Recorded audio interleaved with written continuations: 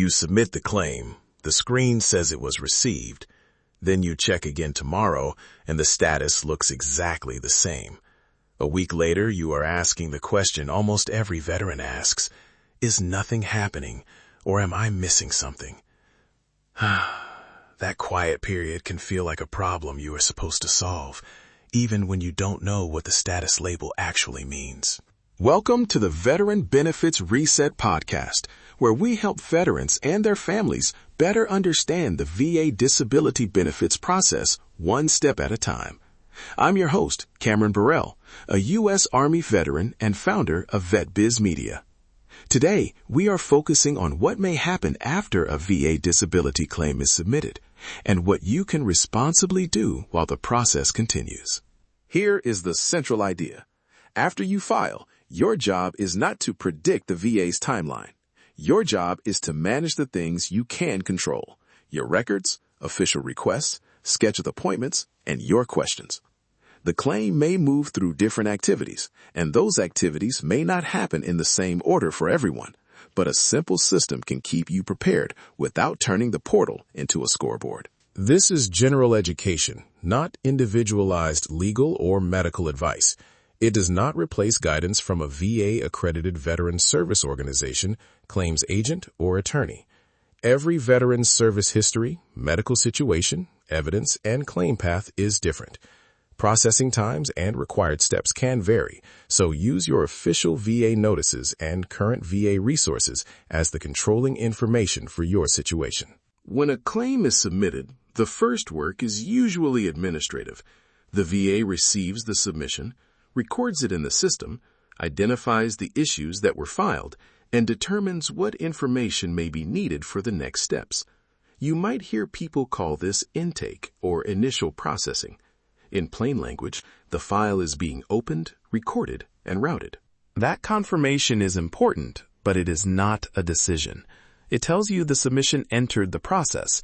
It does not mean every issue has been reviewed, every record has been accepted, or a rating or effective date has been determined. That distinction is easy to miss when you have been waiting a long time just to see the word received. Picture a general educational example. A veteran named Marcus files online on a Monday and saves the confirmation number. A few days later, the claim appears to move into evidence gathering. That does not tell Marcus what the final answer will be. It tells him that the file has moved into work involving information and records. The example is not a prediction about any listener's claim. It simply shows why a status label needs context. Evidence gathering can involve reviewing records already connected to the file, requesting federal records, looking for service, treatment, or personnel information, or asking for additional information when the record indicates that something may be needed. That word matters, may. Not every file needs the same development, and not every claim follows the same sequence. This is why it is useful to keep copies of what you submitted. Save your completed forms, supporting statements, medical records, service records, upload confirmations, and correspondence.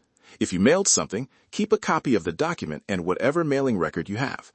Organization cannot guarantee an outcome, but it can help you understand what happened and make future conversations more productive. Sometimes the next activity involves a compensation and pension examination, often called a C&P exam. An exam may gather information about a claimed condition, current symptoms, functional impact, or a possible relationship to service. In another situation, the VA may request a medical opinion based on existing records. In still another, an examination or opinion may not be needed. There is no single examination pattern that applies to every claim. If an examination is scheduled, read the official notice carefully. Confirm the date, time, location, and instructions. Keep that information in your records. If a scheduling problem comes up, use the contact information in the notice or the appropriate official channel as soon as possible. Marcus, in our example, would not need to guess what to do from a social media post. He would start with the notice in front of him. After evidence gathering and after any applicable examination or opinion request, the file may move through review. The claim can move forward, pause, or return to an earlier looking stage. The portal moved backward. Is that bad? Not necessarily. A new record may have arrived, clarification may be needed, or another review activity may have been added. The label is a snapshot, not a forecast. That is one of the most important things to remember about online status updates.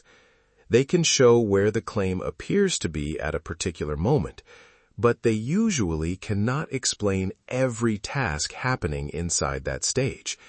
They are not a stopwatch, a promise, or a reliable way to predict the date of a decision. A period without a new update does not automatically mean the claim was lost, denied, or forgotten. At the same time, waiting does not mean ignoring your mail or official messages. A notice about an examination, a request for information, or another action may require attention even if the portal looks unchanged. The practical approach is consistent, reasonable monitoring, not refreshing every hour and not disappearing from the process entirely. A simple claim log can help. It does not need to be complicated. Use a notebook, a spreadsheet, or a folder with a one-page summary. Write down the submission date, confirmation information, and the issues listed in your own submission or official correspondence. Do not rely on memory when the original wording is available. Add a running record of important events. Note when you sent or uploaded a document, what it was, and how it was submitted. Record official requests, the date you received them, and any response information or deadline stated in the notice. If an examination is scheduled, add the appointment details. Then create a short question list. What phrase in the letter is unclear? What official source should you check? What would you like to ask an accredited representative? Writing questions down is more useful than trying to solve everything while stressed. One clear question is often more valuable than 10 minutes of scrolling through rumors. And remember, the claim log is an organization tool. It is not an instruction to submit new evidence, add new conditions, or choose a review option. Those decisions can depend on facts and deadlines specific to your situation. The responsible actions after filing are straightforward. Keep your contact information current through the appropriate official VA process. Check official messages and mail often enough to notice a request or appointment. Follow the instructions and time information in the notice. Keep copies of what you send and receive. If you have a representative, share important communications with that representative. There are also a few unhelpful habits to avoid. Do not send duplicate material simply because the status has not changed. Do not treat another veteran's timeline as a template for yours. Be cautious with posts promising a certain rating, approval percentage, or processing time. And do not ignore a letter because the portal looks unchanged. Facts over frustration. Education before action. Eventually, you may receive a decision. When it arrives, pause before reacting. Save the complete letter, including every page and attachment. Note the date on the notice and any deadline described there. Read the issues one at a time. Look for what was found favorable, what was not established, what evidence was discussed, and the reasons given for the decision. A decision letter may discuss a granted benefit, a denied issue, a rating, or an effective date. It may explain which evidence was considered and why a particular finding was or was not made. The full letter matters more than a short portal phrase. If it raises questions, bring the letter, your claim log, and your question list to a VA-accredited VSO, claims agent, or attorney.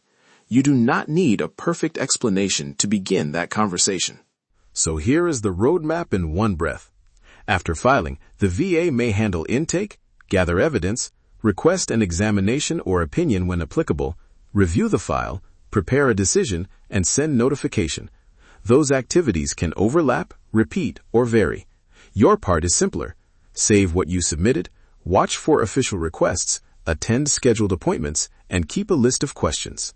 Before the next episode, create your claim log. Write down your submission date and confirmation information. Gather copies of the documents you sent. Add any official requests or appointments. Put your questions in one place. Stop treating the portal like a scoreboard. Treat your claim log like a mission log. One step, one record, one mission. Thanks for listening to the Veteran Benefits Reset podcast. If this episode helped you feel more prepared, follow the podcast, leave a review, and share it with another veteran, family member, or caregiver who could benefit. You can download the free 7-step Veteran Benefits Reset Guide at vetbizmedia.com/veteran7. It is a practical starting point for organizing military, medical, employment, and VA records. Verify current information through official VA resources and seek accredited guidance when your questions become specific to your situation. Your service did not expire. Your story is still worth reviewing. Stay organized, stay informed, and take the next responsible step.